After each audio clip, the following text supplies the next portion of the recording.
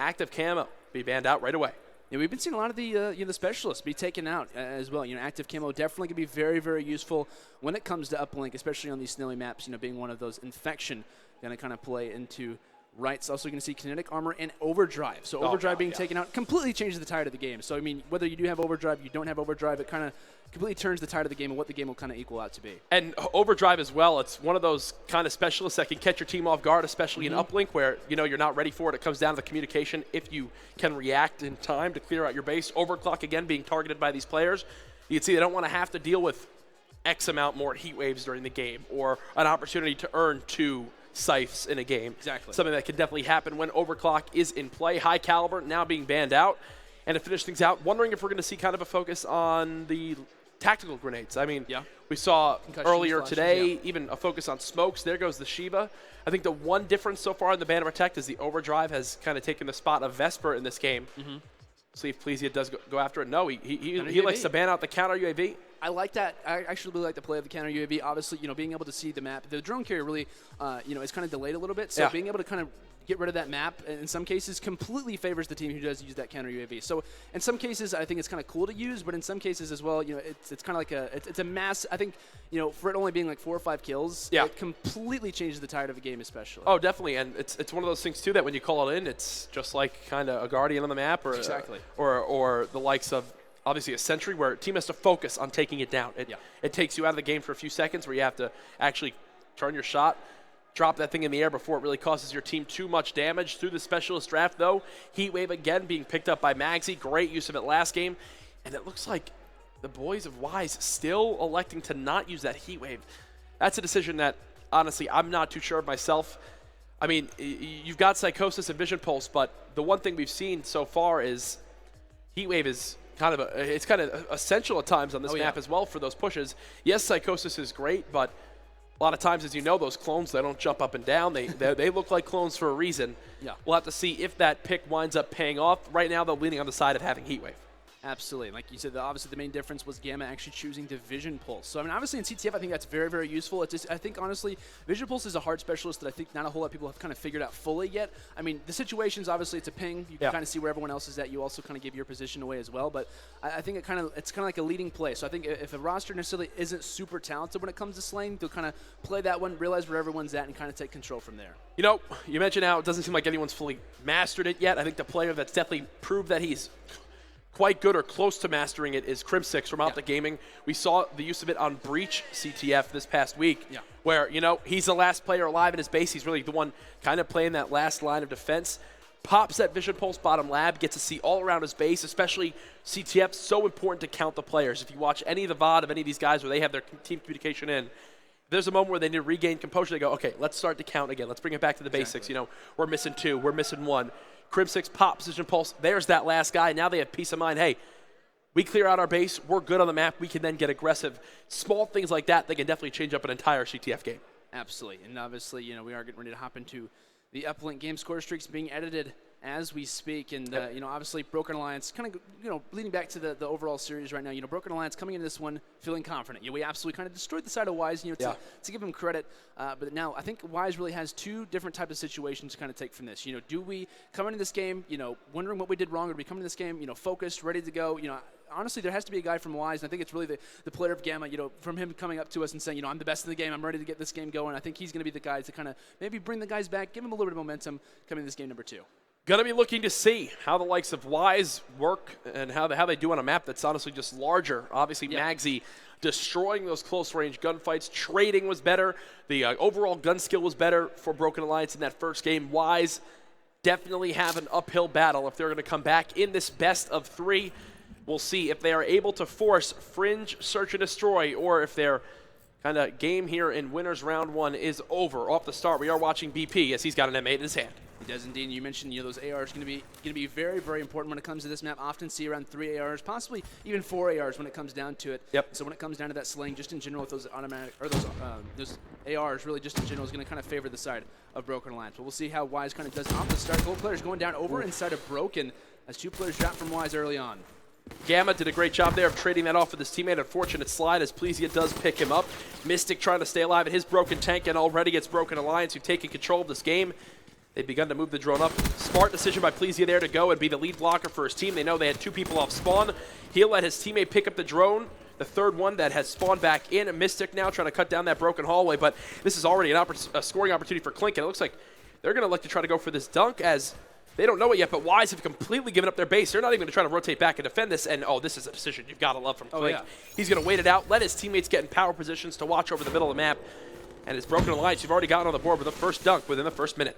Yeah, Wise went on that overextension, hoping to possibly bring this one back. You can obviously see the side of Broken Alliance. Realize that we want to kind of wait for this drone, maybe even send his teammates up to off of that drone rotation, but a big kill coming in from Jitters. He drops 2 as he's going to be trying to lead and possibly give his team an early scoring opportunity. Jax with the drone, going to possibly have a 1-point scoring opportunity. His teammate gets taken out, goes for the drone score, but no, he ends up knocking that one off of the wall. Mystic with the drone in his hands, goes for the 1-point toss. Oh, he tosses it too going far. to miss.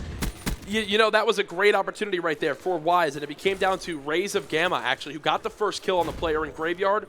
Unfortunately, you saw the missed 1-point play. That's an opportunity that you just have to seize, especially at a tournament like this. You're expected to kind of have those tosses down, and as I say that, Clink picks up a 3-piece. That's 4 dead. They've got full control of the opponent's base.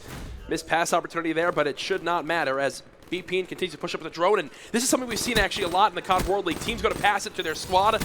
The player winds up dying, but it still works out for Broken Alliance as they get the dunk in. An unfortunate team kill there for Wise as the lead continues to grow in favor of Broken Alliance, and Wise just struggling to get control of their base.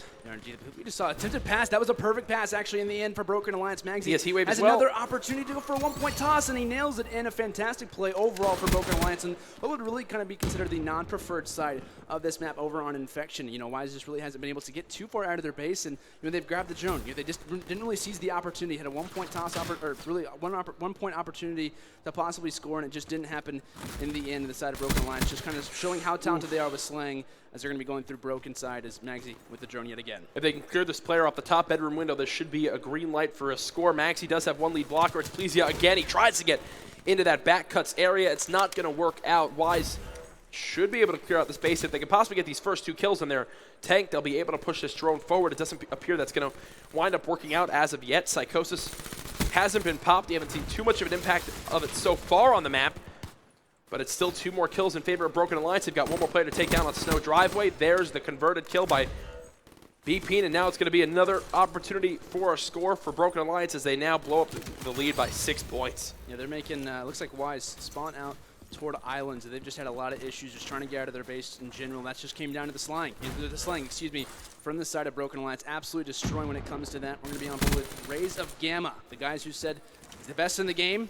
Looking to see if he can possibly prove it. Currently sitting at 3 and 8. A little bit of a struggle here for Wise off the start. We'll see if Jax can possibly nail down a 1-point toss. Obviously had an issue early on in the game. There is 1 minute left, obviously, in this first side. As 4 go down, now Broken Alliance has a good opportunity to score. Even right there, right? Like, they have 1 player just sit with the drone. You can see how much of a hindrance it is on your team because, yes, you're waiting with the drone, and yes, hey, we're at least pushed up on the map. We've got some control. We can actually try to push this one forward. Teams, especially on this map, they want to wind up on Infection. They want to wind up having the first few kills already be in, right? There, he picks it up. Instead, drop it right in front of you, help your team get the kills, and then go for the converted score. That time, it doesn't work out. Broken Alliance continue to push ahead, and Plezia's hitting shots with the Annihilator as he gets a 3-piece. Clink finds the 4th. This will be another dunk as well. Wise just not able to come back after a rough game on Lawson.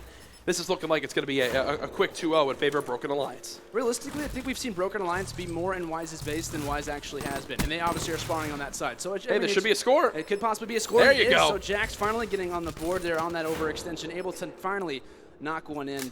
And, I mean, that was possible strictly because there was 3 Broken Alliance players in their base, out in Wise's base. But as I say that, Magsy trying to go convert a 1. He'll connect with it. So it remains an 8-point lead. Broken Alliance, yes, they gave up 2, but they got to be happy with that first half as they are now just 5 minutes away from closing out the series 2-0.